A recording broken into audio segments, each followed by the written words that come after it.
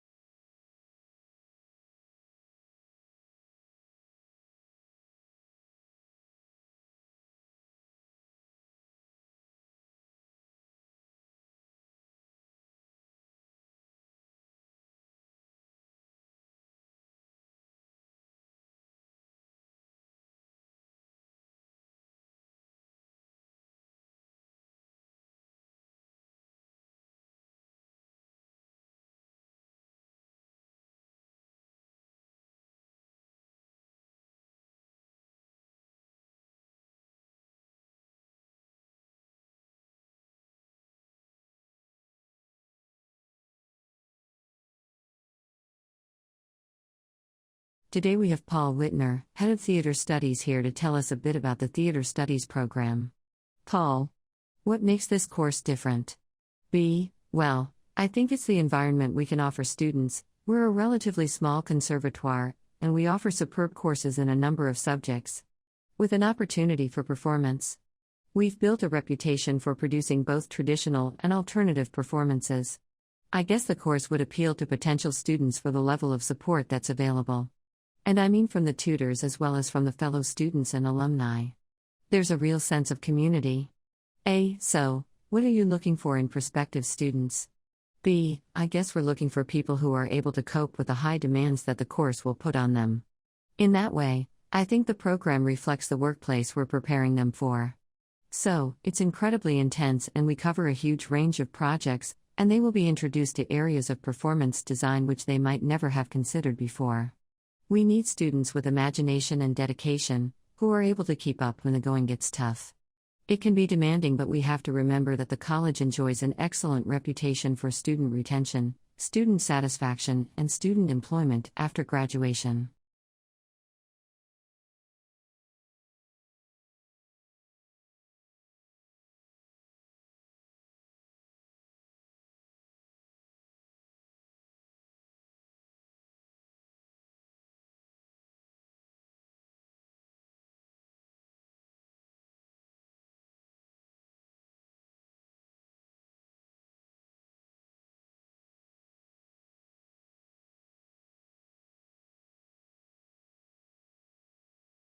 One of the things that people have said about agriculture is that on the whole it's more labor-intensive than hunting and gathering, and that's one of the reasons why people have looked to explanations which, you might say, are kind of coercive factors, that people have been forced into agriculture because they had no alternative.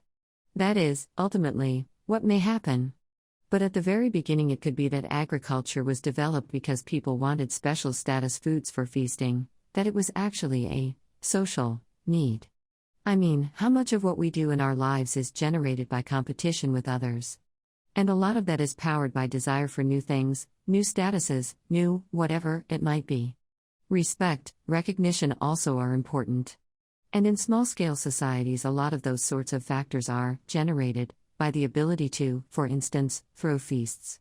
One possibility is that some of these foods that were being grown were actually intended especially as feasting foods.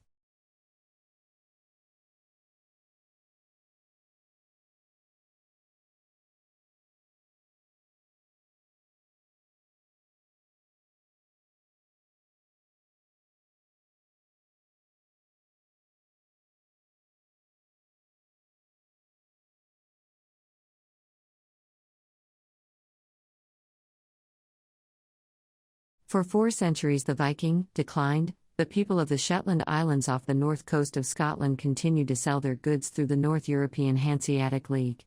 The Hanseatic merchants bought shiploads of salted fish, and in return the islanders got cash, grain, cloth and other goods.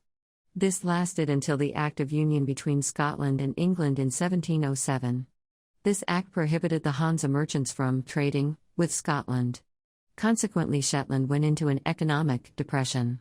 The independent farmers of Shetland had to sell their land and were then obligated to pay rent, eventually becoming serfs.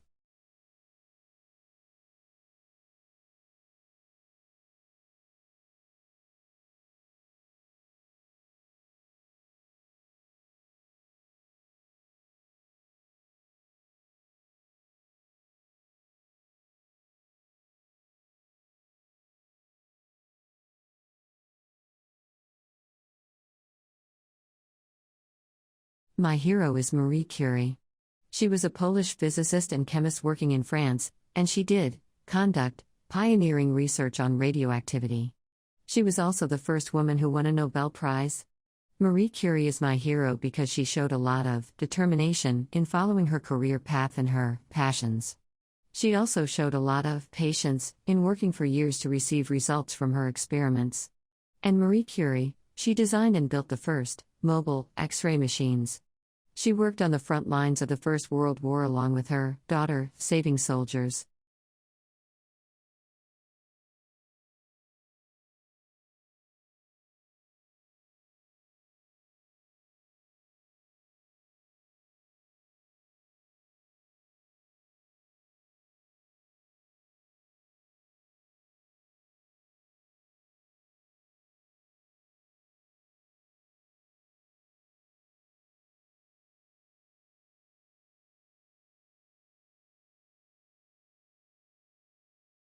My best piece of advice would be to join like-minded groups.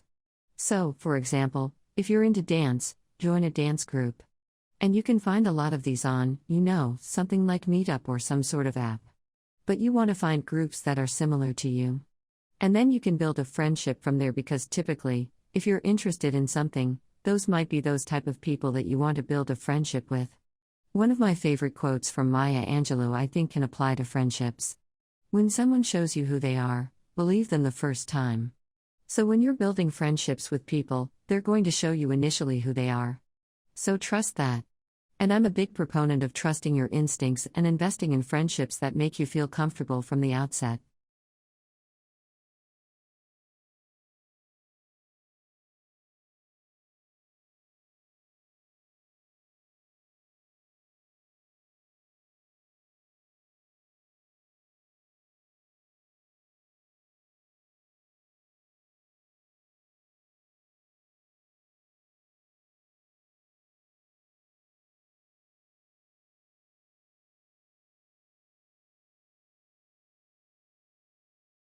My best piece of advice would be to join like-minded groups. So, for example, if you're into dance, join a dance group. And you can find a lot of these on, something like Meetup or some sort of app. But you want to find groups that are similar to you. And then you can build a friendship from there because typically, if you're interested in something, those might be those type of people that you want to build a friendship with. One of my favorite quotes from Maya Angelou I think can apply to friendships. When someone shows you who they are, believe them the first time. So when you're building friendships with people, they're going to show you initially who they are. So trust that. And I'm a big proponent of trusting your instincts and investing in friendships that make you feel comfortable from the outset.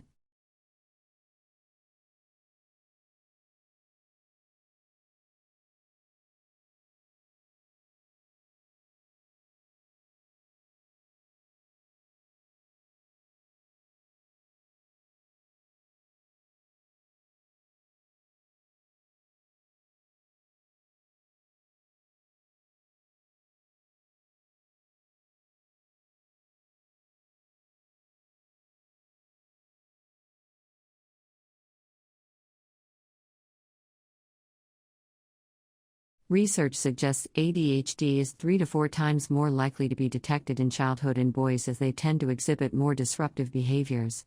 The symptoms in girls tend to be more subtle, less hyperactive, more inattentive.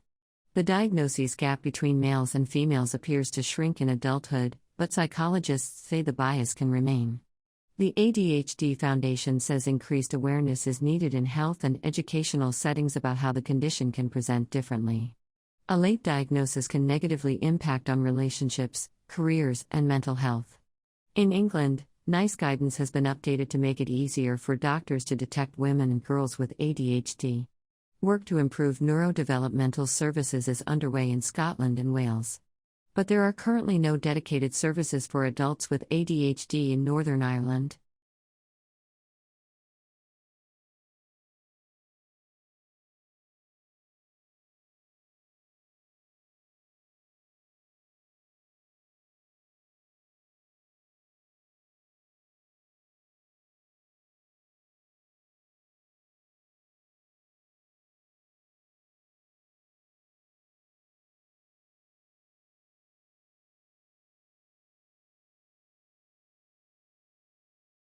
In order to study the effects that climate change and pollution have on the environment, long-term monitoring of the environment is necessary. One of the most important natural environments so never thought of the coral reefs. However, monitoring the fish population and biodiversity is still a challenging task. Data collection in this kind of environment is labor-intensive, requiring divers to count the fish species in a certain area in recent years. Digital video recording has become much cheaper, which makes underwater cameras a good alternative for data collection. Furthermore, automatic video processing and pattern recognition are able to process this kind of data. This paper describes an entire system which is being developed to allow marine biologists to analyze large amounts of video data for long-term monitoring purposes. To give an indication of the challenges in this project, summary is given of the amount of data that the system is expected to process at the moment. Around 10 cameras record 12 o'clock hours daylight, with some have already recorded over 4 years. The estimated amount of raw video DEC2 is at the moment 112 terabytes. By processing this data using automatic video processing software, we expect to find around 1,010 fish, which will also be categorized by species or family. All this data will be stored in a database which is expected to take up to 500 gigabytes. Besides processing all this data, it will also be a challenge to present this data to marine biologists in a usable manner.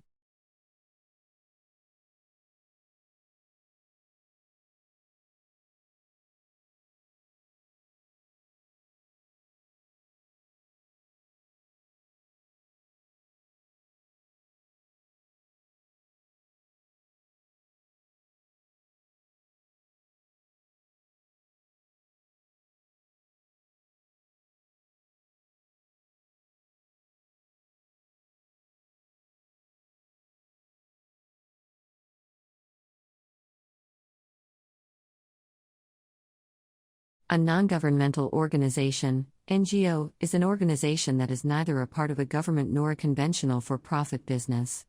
Usually set up by ordinary citizens, NGOs may be funded by governments, foundations, businesses, or private persons. Some avoid formal funding altogether and are run primarily by volunteers. NGOs are highly diverse groups of organizations engaged in a wide range of activities, and take different forms in different parts of the world. Some may have charitable status, while others may be registered for tax exemption based on recognition of social purposes. Others may be fronts for political, religious, or other interests. The number of NGOs in the United States is estimated at 1.5 million. Russia has 277,000 NGOs. India is estimated to have had around 2 million NGOs in 2009, just over 1 NGO per 600 Indians, and many times the number of primary schools and primary health centers in India. NGOs are difficult to define, and the term NGO is rarely used consistently. As a result, there are many different classifications in use. The most common focus is on orientation and level of operation.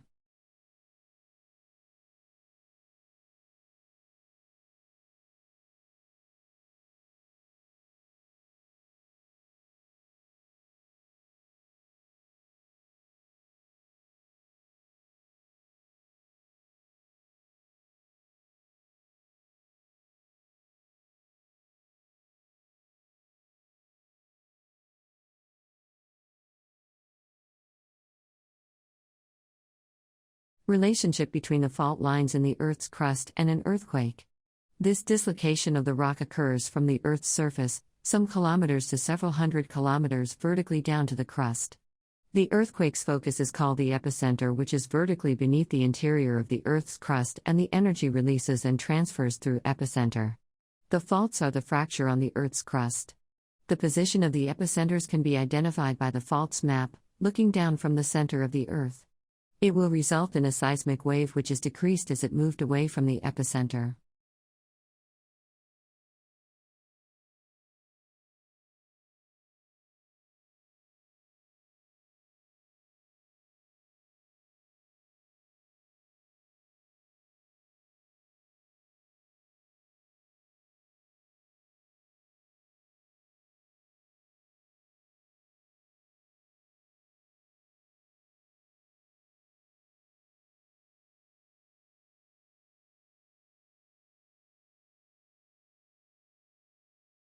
Making mistakes is fine as long as you learn from them.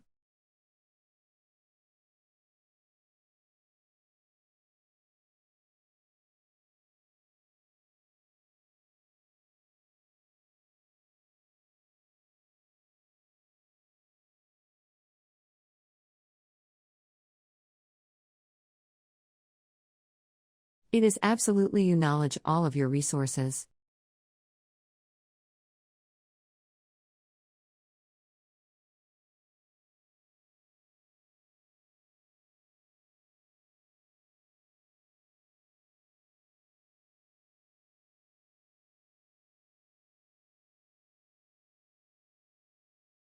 Photography is very useful for documenting research.